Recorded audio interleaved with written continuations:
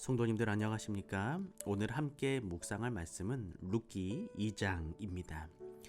룻기 2장은 다윗의 조상이 되는 보아스와 룻의 인연이 맺어지는 장입니다.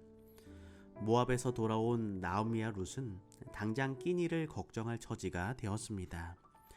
연로한 나오미를 대신하여 룻이 이삭을 주우러 밭에 나갔는데 하나님의 인도하심으로 보아스의 밭으로 가게 됩니다.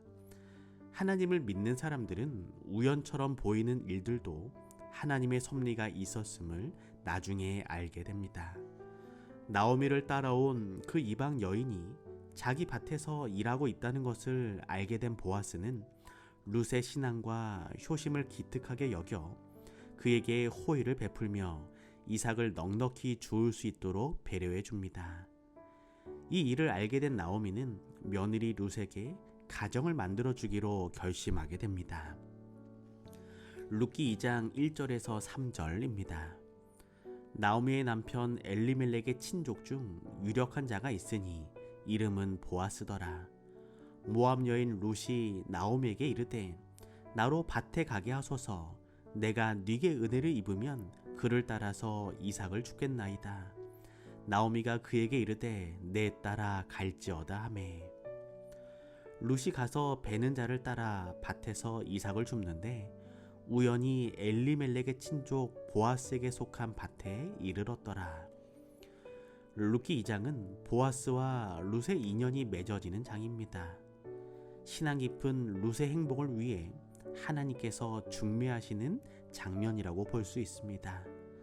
생계를 위하여 밭에 이삭을 주우러 나온 룻의 발길이 우연히 엘리멜렉의 친족인 보아스의 밭으로 향하게 됩니다. 사실은 우연히가 아니라 하나님께서 주도 면밀한 계획에 따라 그녀를 인도하신 것입니다.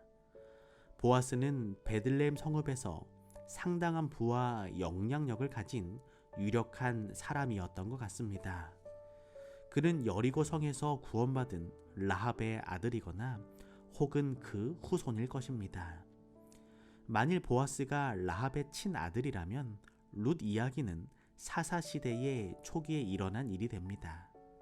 그는 룻의 시아버지인 엘리멜렉과 가까운 친족이며 기업 물을 사람 중에 하나였습니다. 우리는 잘 깨닫지 못하지만 흔히 우연으로 보이는 여러 가지 경험들은 실제로 하나님의 섭리로 일어납니다. 하나님은 친히 우리에게 개별적인 관심을 갖고 계시며 그분의 선하신 뜻대로 우리의 길을 인도하고 계십니다. 우리의 삶은 때로는 기쁨이, 때로는 고난이 있지만 그 속에 숨겨진 하나님의 섭리가 있음을 기억해야 할 것입니다. 나는 깨닫지 못할지라도 나를 통한 하나님의 구원의 섭리는 여전히 이루어져 가고 있음을 기억하는 하루가 되길 소망합니다. 룻기 2장 2절입니다. 모압 여인 룻이 나오미에게 이르되 나로 밭에 가게 하소서. 내가 네게 은혜를 입으면 그를 따라서 이삭을 주겠나이다. 나오미가 그에게 이르되 내 따라 갈지어다 하매 레위기 19장 9절에서 10절을 보면 하나님은 가난한 사람, 고아, 과부 그리고 이스라엘 백성이 아닌 외지인들의 생계를 위해 추수할 때 떨어진 이삭을 줍지 말고 남기도록 명하셨습니다. 따라서 룻은 가난한 자와 객 그리고 과부라는 삼중 자격이 있었습니다. 이와 같이 가난한 자들에게 먹고 살 길을 열어주고 좀 더 나은 형편에 있는 자들에게는 이타심과 동정심의 교훈을 가르치시려는 것이 하나님의 계획이었습니다. 가난한 자들이라고 해서 가만히 앉아 수동적으로 동정을 받기만 해서도 안 되고 무엇인가 일을 해야만 했습니다. 이것은 그들의 자존감을 지켜주고 자립심과 근면성을 길러주려는 하나님의 뜻이었습니다.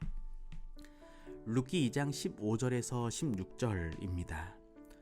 룻이 이삭을 주우러 일어날 때에 보아스가 자기 소년들에게 명하여 가로되 그로 곡식단 사이에서 줍게 하고 책망하지 말며 또 그를 위하여 줌에서 조금씩 뽑아버려서 그로 줍게 하고 꾸짖지 말라 하니라. 이방 여인이면서 과부인 룻에게 이삭 줍는 일은 쉬운 일이 아니었습니다. 수모와 냉대를 당하고 거친 일꾼들 틈에서 위험에 직면할 수도 있었습니다. 룻의 죽은 남편이 그의 친족이기도 하였지만 하나님께서 피난처를 구한 이 가륵한 여성이 위험에 빠지는 것을 또 보아스는 원하지 않았을 것입니다. 그래서 보아스는 룻에게 안전을 보장해 주었던 것입니다. 우리 주변에도 안정과 도움이 필요한 가족과 또 형제들이 있을 수 있습니다. 보아스의 형제를 배려하는 넉넉한 마음과 따뜻한 마음이 오늘 우리 속에 있기를 소망합니다. 룻기 2장 20절입니다. 나오미가 자부에게 이르되 여호와의 복이 그에게 있기를 원하노라. 그가 생존한 자와 사망한 자에게 은혜 베풀기를 그치지 아니하도다. 나오미가 또 그에게 이르되 그 사람은 우리의 근족이니 우리 기업을 물을 자 중 하나이니라. 나오미는 보아스가 자기 가족의 기업 물을 자 중에 하나라고 룻에게 알려주었습니다. 나오미가 룻에게 보아스를 기업 물을 자라고 알려준 이유는 보아스가 단지 친척이기 때문만이 아니었습니다. 기업 물을 자로서 빚 때문에 이미 팔렸을지도 모르는 엘리멜렉의 재산을 물을 권리가 있었기 때문입니다. 나오미의 첫째 생각은 가계 계승에 있었습니다. 룻은 유대인의 기업 물을 권리를 아직 충분히 이해하지 못했으나 나오미에게 보아스가 추수가 끝날 때까지 자기를 그의 밭에 머물라고 한 사실을 즉시 이야기했습니다. 나오미는 보아스가 룻에게 그의 밭에서 계속 이삭을 주우라고 초청한 것에 감사하고 마음 깊이 만족했습니다. 기업 물을 자로 번역된 단어는 구속하다, 값을 주고 사다, 회복하다라는 의미인데 가까운 친족이라는 의미도 있습니다. 유대인의 법과 관습에 따르면 기업을 물을 수 있는 근족 혹은 친족에게는 몇 가지 중요한 책임이 부과되어 있었습니다. 그것은 다음과 같습니다. 친족이 다른 사람에게 판 재산을 다시 사서 그 집안의 소유로 해주는 일, 친족이 부득이한 사정으로 종으로 팔렸을 경우에는 그를 속량해 주는 일, 친족이 그의 원수에게 살해되었을 경우에 그 원수를 갚아주는 일, 친족이 자녀 없이 죽었을 경우 그 부인과 결혼하여 죽은 남편의 이름으로 대를 이어주는 일, 기업을 무르는 일은 많은 경우에 자기에게 손해가 되기 때문에 기업 무르는 것을 거절하는 경우도 있었습니다. 그런 경우에는 그 다음으로 가까운 친족에게 그 의무가 넘겨졌습니다. 오늘은 이경호 비 집사님 가정을 위하여 기도합니다. 사랑의 하나님, 이경호 비 집사님의 삶 속에 하나님 동행하여 주시고 우리와 함께 하시는 임마누엘의 하나님 되어 주시옵소서. 김은별 성도님과 자녀들에게도 복을 허락하여 주시고 룻에게 임했던 넉넉한 하늘의 은혜와 축복 속에 오늘을 살아갈 수 있는 힘과 능력을 더하여 주시옵소서. 사랑의 예수님의 이름으로 기도합니다.